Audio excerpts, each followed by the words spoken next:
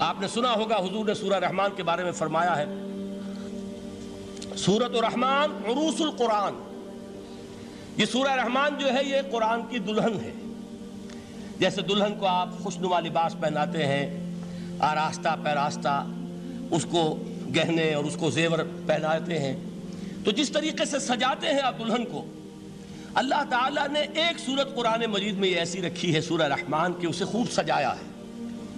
اس میں الفاظ کا در و بست، اس کا اپنا ایک ڈیوائن میوزک ہے۔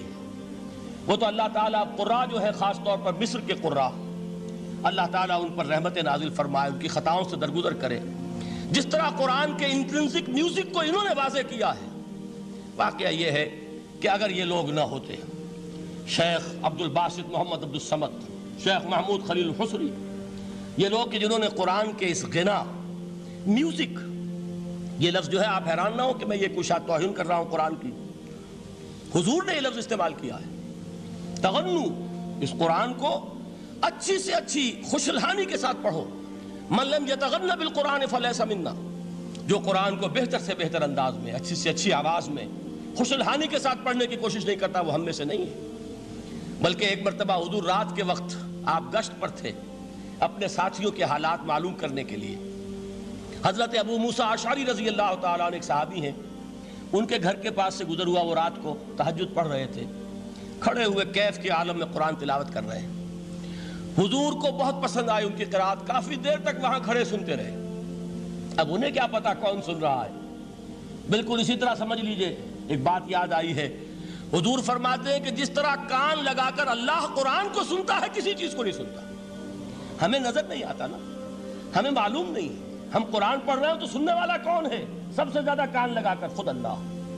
یہاں اس لیے مجھے یاد آیا کہ ابو موسیٰ اشعری کو کیا پتا تھا کہ کون سن رہا ہے؟ وہ اپنی کیفیت میں نماز میں تہجد میں قرآن کی تلاوت کر رہے تھے، اور ظاہر بات ہے ان کے گھر ایکڑوں میں بنے ہوئے نہیں تھے، ایک ایک کمرہ، ایک ایک کوئی حجرہ، ایسے ہی تو گھر تھے نا صحابہ کے، لہذا حضور پاس سے گزرے، آواز آئی، کافی دیر سنتے رہے۔ اس کے بعد آپ تشریف لے گئے، صبح فجر میں ملاقات ہوئی تو حضور نے تحسین کے انداز میں فرمایا، یا ابا موسیٰ انک قد اوتیت مزمارا من مزامیر آل داؤد، اے ابو موسیٰ تمہیں تو آل داؤد کے سازوں میں سے ایک ساز اللہ نے عطا فرما دیا ہے۔ جس طرح حضرت داؤد، لہن داؤدی مشہور ہے کہ جب وہ پچھلے پہر رات کو حمد کے ترانے الاپتے تھے، قرآن میں ہے کہ پرندے شامل ہو جاتے تھے ساتھ، اور پہاڑ وجد میں آتے تھے، پہاڑ بھی ان کے ساتھ شریک ہوتے تھے۔ تو جس طرح کا اللہ نے ان کو لہن عطا فرمایا تھا، حضور نے تحسین کے انداز میں فرمایا ہے ابو موسیٰ اشعری، اللہ نے تمہیں بھی آل داؤد کے سازوں میں سے ایک ساز عطا فرمایا۔ بہرحال قرآن مجید کا جو یہ میوزک ہے، قرآن کے الفاظ کا جو حسن ہے، جہاں تک حسن معنوی ہے وہ تو ہر لفظ میں ہے، لیکن یہ حسن ظاہری، حسن صوتی، حسن لفظی، یہ اپنے کلائمیکس پر آپ کو نظر آئے گا سورہ رحمان میں۔ لیکن قرآن میں یہ سورت اس اعتبار سے بھی ممتاز ہے، اس کی 4 آیات پر ذرا توجہ کریں گے، عجیب حقائق سامنے آئیں گے۔ جہاں یہ قرآن مجید کے حسن صوت اور حسن لفظی کی معراج ہے، وہیں اس کی پہلی 4 آیات میں 4 چوٹی کی چیزوں کا ذکر ہے، سب سے اونچی چیزیں۔ پہلی آیت کیا ہے؟ الرحمن، ایک آیت ہو گئی۔ رحمان کیا ہے؟ اللہ کا نام ہے۔ کبھی آپ نے غور کیا اللہ کے ناموں میں سب سے پیارا نام کون سا ہوگا؟ رحمان۔ کیوں؟ اس کا مادہ کیا ہے؟ رحمت۔ ہمیں سب سے بڑھ کر جس چیز کی ضرورت ہے وہ کیا ہے؟ رحمت خداوندی۔ نام اچھی طرح سن لیجئے اس حضور کے قول کو۔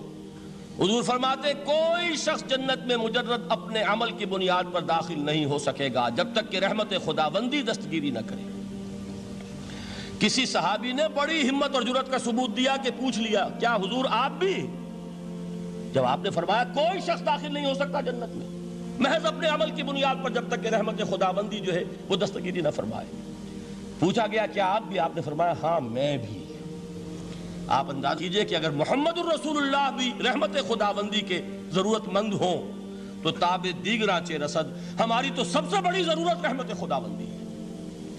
اب یہ رحمت جو ہے قرآن مجید میں اللہ تعالیٰ کی یہ شان 2 الفاظ کے ذریعے سے آتی ہے، رحیم اور رحمان، اور کوئی مادہ نہیں ہے جس سے 2 نام بنتے ہوں اللہ کے، لیکن یہ مادہ ہے واحد رحمت کا کہ جس سے رحمان بھی ہے رحیم بھی ہے۔ رحیم صفت مشبہ ہے، رحمت دائم ہو جائے گی، مستقل ہوگی تو رحیم کہیں گے، اور رحمان اس میں رحمت کی ہے وہ شان ہے کہ جیسے ٹھاٹھے مارتا ہوا سمندر ہو، ہیجان کی کیفیت، طوفانی کیفیت، رحمت خداوندی کا طوفانی جوش، وہ ہے رحمان۔ آپ تو رہتے اس علاقے میں ہیں، آپ کو معلوم ہے عرب اگر بھوکا مرا جا رہا ہو تو کیا کہے گا؟ انا جوعان۔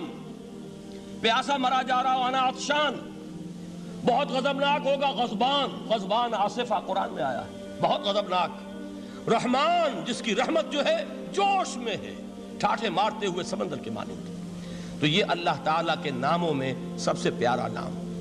اب آگے چلیے، الرحمن علم القرآن، رحمان نے قرآن سکھایا۔ رحمت خداوندی کا سب سے بڑا مظہر، رحمان کی رحمانیت کا سب سے بڑا مظہر قرآن ہے۔ ان میں جو منطقی ربط ہے اس کو سمجھتے جائیے۔ اچھا آپ یہ سوچئے، جو علم بھی انسان کو حاصل ہوا وہ کس نے دیا؟ اللہ نے۔ سائنس کا علم کس نے دیا؟ اللہ نے۔ علم آدم الاسماء کلہا، وہ علم الاسماء جو حضرت آدم کو دے دیا گیا تھا ازل میں، یہ اسی کا ظہور ہے، یہ اسی کی ایکسفولیشن ہے جو ہو رہی ہے اور ہوتی رہے گی ابھی۔ اور دوسرے علم ہے وہ کس نے دی؟ اللہ نے دی۔ لا یحیطون بشیء من علمہ الا بما شاء، مخلوق میں سے کوئی اللہ کے علم میں سے کسی شے کا احاطہ نہیں کر سکتا مگر وہ جتنا اللہ دینا چاہے۔ لیکن یہ کہ تمام علوم میں چوٹی کا علم قرآن۔ نوٹ کرتے جائیے، اب چوٹی کی چیزیں جمع کیجیے۔ اللہ کے ناموں میں چوٹی کا نام رحمان، اللہ نے جو کچھ انسان کو سکھایا اس میں چوٹی کا علم قرآن۔ خلق الانسان، انسان کو پیدا فرمایا۔ سوال یہ کہ حیوانات کو کس نے پیدا فرمایا؟ آسمان کس نے پیدا کیے؟ زمین کس نے پیدا کی؟ فرشتے کس نے پیدا کیے؟ کیا مطلب خلق الانسان؟